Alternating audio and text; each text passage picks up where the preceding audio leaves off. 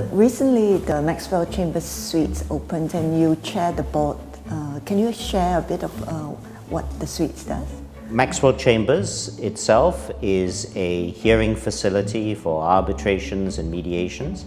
So many companies and businesses that do business around Asia see Singapore as a neutral venue, which is relatively close by, certainly compared to, say, London or New York, and therefore a great place to come, even if they are not themselves doing business within Singapore, when it comes to determining who's right or wrong in a dispute. And how would you rate the Singapore-trained lawyer? Singapore lawyers, I think, are really among the best in the world for a number of reasons. First of all, the training that Singapore lawyers get. In addition to that, I think there are other qualities that Singaporeans have. Of course, as a Singaporean, perhaps it's being a bit boastful, but I think that the young Singaporeans are very hardworking. They have a clear sense of how they want to improve, how they want to better themselves.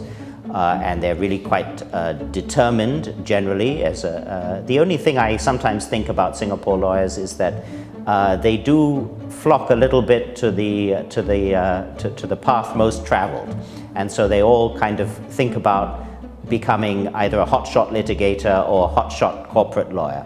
And sometimes it's good to think about some of the more unusual opportunities that are out there, because if you can grasp and succeed in an unusual opportunity, you may actually put yourself into a very valuable position.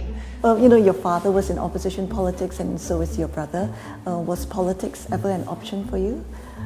I think that I realized by my late 20s that politics was not the path for me, and that I found and continue to find fulfillment very much in the practice of law.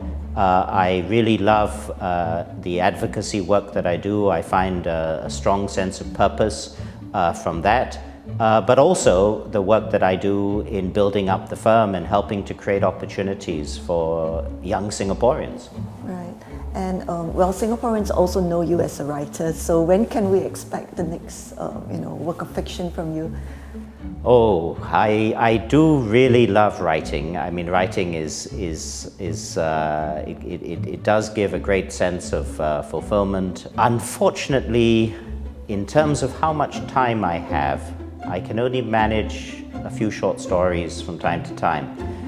And I think a big novel is going to have to wait until I've achieved some of my other goals in law.